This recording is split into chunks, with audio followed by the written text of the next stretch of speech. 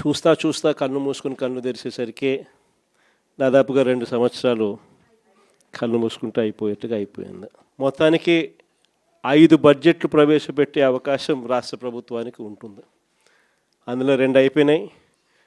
మూడోది ఇప్పుడు మార్చిలో, ఫిబ్రవరి చివరిలోనో మార్చిలోనో మూడో బడ్జెట్ ప్రవేశపెడతారు. దాని తర్వాత ఇంకా మిగిలి ఉండేది 2. ఇక్కడ నుంచి ఒక 3 సంవత్సరాలు. ఆ 3 సంవత్సరాల్లో 1.5 సంవత్సరం పోతే దాని తర్వాత నా పాదయాత్ర కూడా స్టార్ట్ అయిపోతుంది.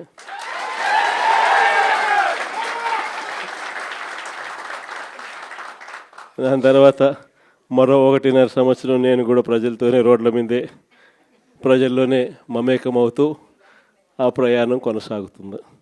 ఇది మరీ ముఖ్యంగా ఎందుకు చెప్పాల్సి వస్తూ ఉంది అంటే, ఈరోజు పరిపాలన చాలా అంటే చాలా అన్యాయంగా జరుగుతూ ఉంది.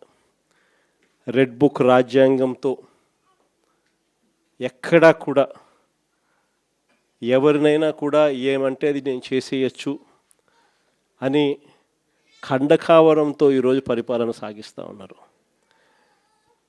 పాలనంతా కూడా అబద్ధాలు, మోసాలు. ఆ అబద్ధాలు ఆడుతున్నావయ్యా, మోసం ఎందుకు చేస్తున్నావయ్యా అని చెప్పి గట్టిగా నిలదీస్తే రివర్స్ ఉల్టా కేసులు పెడతా ఉన్నారు. పోలీసులను పంపిస్తూ ఉన్నారు. పోలీసు వ్యవస్థ ఎప్పుడు చూడని విధంగా దుర్వినియోగం అయిపోయిన పరిస్థితులు మొట్టమొదటిసారిగా చూస్తూ ఉన్నాం. ఇవన్నీ కూడా ఈరోజు మనకు కనిపిస్తూ ఉన్నాయి. జగన్మోహన్ రెడ్డి గారు నాకు ఇచ్చినటువంటి రివార్డ్ ఏందని అంటే, పొగబెట్టి బయటకు పంపించడం, కోటరీ మాటలు నమ్మి.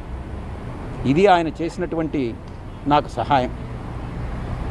ఒక పాలేరుగా పనిచేసినటువంటి నేను, పాలేరులాగా పనిచేసినటువంటి నేను, ఒకవైపు అయితే కోటరీలో మీరు అనుకున్నట్టు నేను భాగస్వామిని కావచ్చు. ఆ కోటరీలో ఉన్నటువంటి చాలామంది సభ్యులు పందికొక్కుల్లాగా ఏదైతే జగన్మోహన్ రెడ్డి గారు కష్టపడి పండించి ఆయనకి పాలేరులాగా పనిచేసి నేను పండించి ఆయన కోసం నేను శ్రమపడ్డానో దాన్ని పందికొక్కుల్లాగా తిన్నటువంటిదే ఈ కోటరీలో ఉన్నటువంటి కొంతమంది సభ్యులు. ఈ రోజు కూడా వాళ్ళు తింటూనే ఉన్నారు. జగన్మోహన్ రెడ్డి గారు చూస్తూనే ఉన్నారు. ఈ కోటరీని నమ్ముకున్నంతకాలం జగన్మోహన్ రెడ్డి గారు అధికారంలోకి వచ్చేటటువంటి ప్రసక్తి లేదు. ఎన్ని పాదయాత్రలు చేసినా కూడా అవకాశం లేదు.